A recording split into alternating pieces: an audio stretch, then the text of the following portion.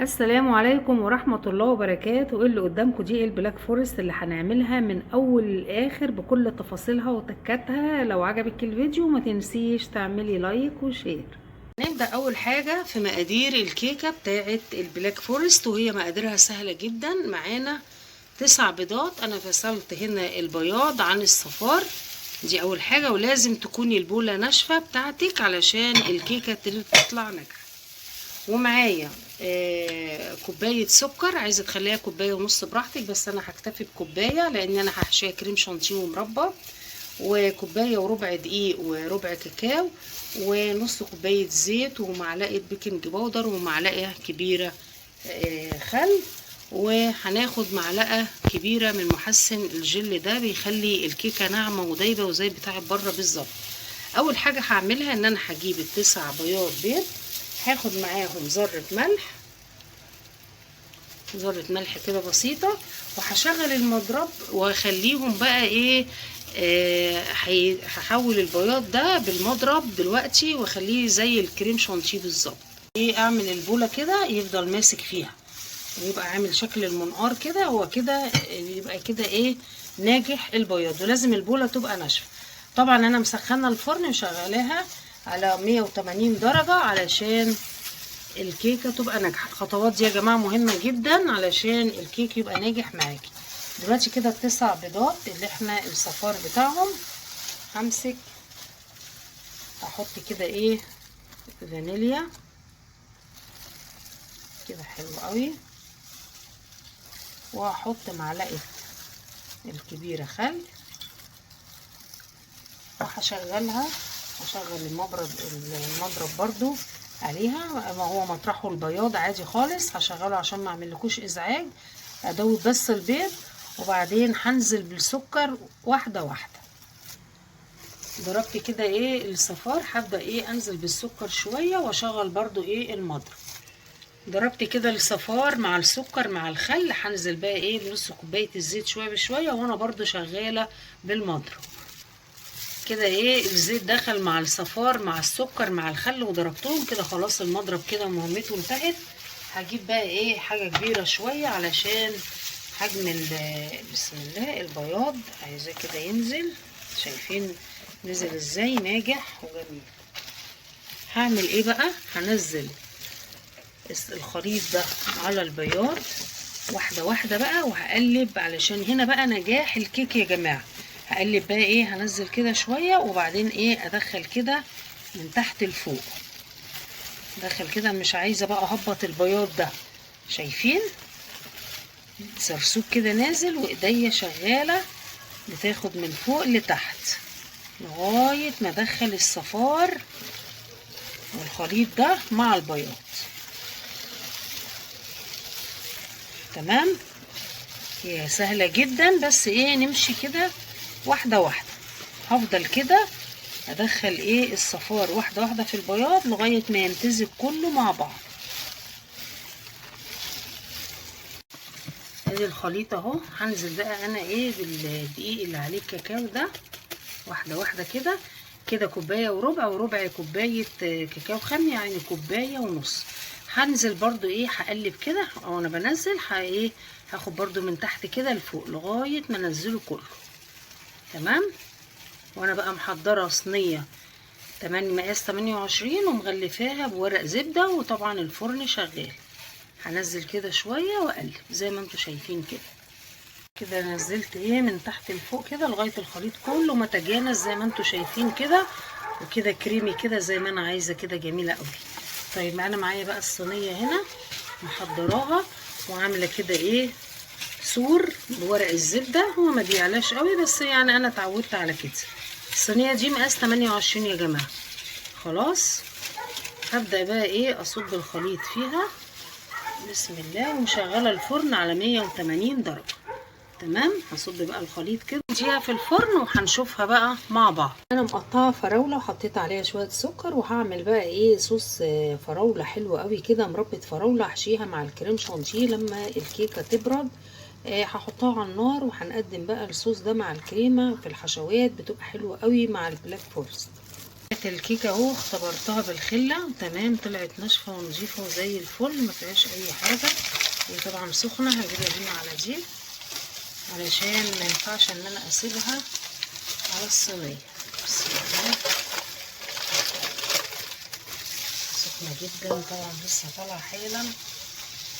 هسيبها كده لان ما ينفعش اسيبها في الصينيه، لازم اسيبها كده لغايه ما تبرد تماما، وبعدين هنبدا بقى ايه نقطعها مع بعض.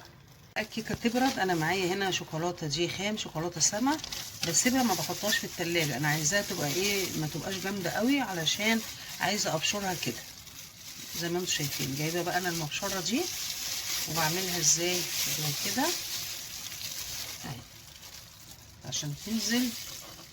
لو انت حطاها في التلاجة هتتفرفت منك، فانا عايزاها كده عشان تفضل ايه كده اهو. اخلص بقى انا كميه الشوكولاته هروح اشيلها في التلاجة عشان تفضل حلوه كده ما تسيحش مني. نبدا بقى نعمل الكريم شانتيه. هنا انا معايا ربع كيلو كريم شانتيه خام. انا بجيب المتحد كيلو كريم شانتيه خام، عليهم نص كوبايه سكر، عايزه تحطي لغايه كوبايه وحباه مسكر براحتك، عليهم كوبايه ونص لبن. شايفين اللبن متلج ازاي؟ انا بحبه كده لانه بيدي كده نتيجه حلوه قوي. انا متلجه اللبن زي ما انتم شايفين كده تمام.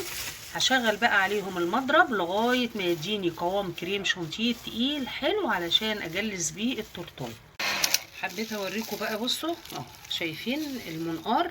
طالما عملت منقار كده خلاص هو كده الكريم شانتيه. بصوا لو عملتي كده بيفضل برده ثابت في البوله، ده من نجاح الكريم شانتيه معاكي. برده هحطه في التلاجة يريح، اي حاجه هنعملها نحطها في التلاجة تريح. بردت بقى الكيكه، هنشيل بقى ايه ورق الزبده علشان بقى ايه نبدا نقطعها. نشيلها كده من الجناب.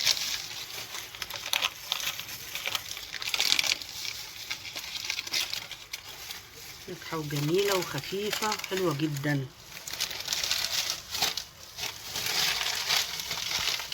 وانا بكمل بالفتله وادي كده التاني. يا جماعه حبيت برضو اعرفكم انا بفتحها ازاي. بحط كده السكينه كده وايه وافتح كده لغايه ما اخد نصها تمام. انا كده ايه اطمنت كده ان انا ايه عملت نصها. بسحب السكينه بقى وادي كده ايه خيط عادي اهو، الخيط بتاعنا اللي بنخيط بيه. بحط كده ايه 2 خيطين مع بعض، وبحط من الفتحه بتاعه السكينه، بفتح كده واحط ايه الفتحه بتاعه السكينه اللي انا فتحت بيها. وبسحب بقى كده ايه بالراحه، بسحب الخيط كده معايا بالراحه قوي، يعني بفضل ايه امشي لغايه كده. بحط بقى ايدي في النص كده وايه وباخدهم كده عكس عكاس وبشد كده. يا رب تكون الصوره واضحه تمام. بشد كده اهي بالراحه بالراحه، بتطلع بمنتهى السهوله. هي كده ايه فتحت البتاع. تعالوا بقى نشوف كده اهي. بسم الله الرحمن الرحيم. شايفين اهي؟ بصوا بمنتهى السهوله، بصوا خفيفه ازاي الكيكه، ناجحه جدا. ادي كده ايه واحده اهي، وادي كده التانيه، وهنا انا قطعتهم 2. ادي كده واحده، يعني انا قطعتهم 4. ادي كده هنا 2 وهنا 2. بس حبيت اوريكم انا بكمل الفتح بالخيط ازاي، بيبقى سهل جدا جدا يعني. هنبدا بقى هنجيب اللي هنحط عليها التورتايه، وهنحط كده ايه واحده كريم شانتيه هنا كده عشان ما تمشيش معايا التورته وتضايقنا. هبدا بقى ايه احط كده اول رق. بسم الله. وهنبدا نحط الكريم شانتيه.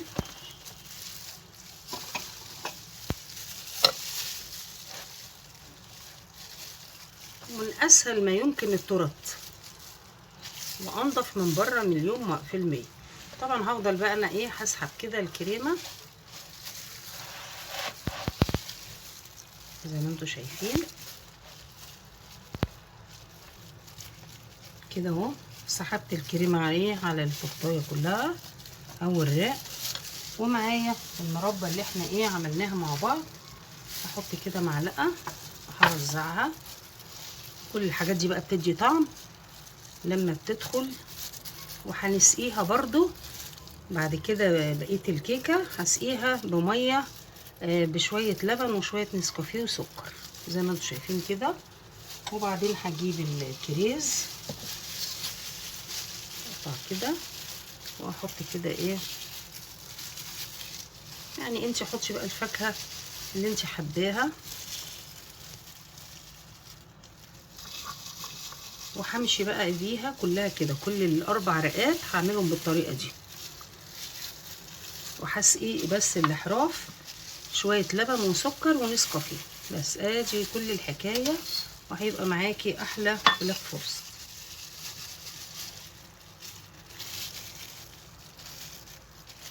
بالسباتولا هي ماشيه بسرعه وحلوه وجميله. وباخد كده وارجع احط،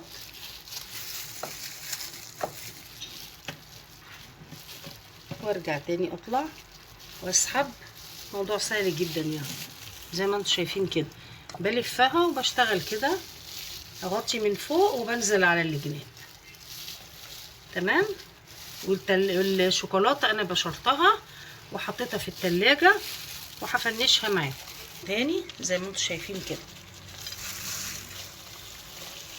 شايفين سهله جدا اهي، بالطريقه دي تلزق اهي وجميله، وبتلفي وبتعملي كده. من اسهل الطرق البلاك فورست يا جماعه اهي بالطريقه دي. زي ما انتم شايفين بعد ما جلستها كده هبدا اعمل بقى ايه الوردات، وبعدين احط عليها الكريز واحده واحده. خلصت البلاك فورست زي ما انتم شايفين اهي، المكونات سهله وبسيطه واحنا اللي عاملينها وبايدينا. شايفين ارتفاعها الاربع طبقات عاملينها جميله ازاي، وانت اللي عاملاها وضمناها في البيت. حلوه جدا جدا. يا رب فيديو النهارده يكون عجبكم، ولو عجبكم ما تنسوش تعملوا لايك وشير. ومن هنا للفيديو الجديد اسيبكم في رعايه الله وامنه، والسلام عليكم ورحمه الله وبركاته.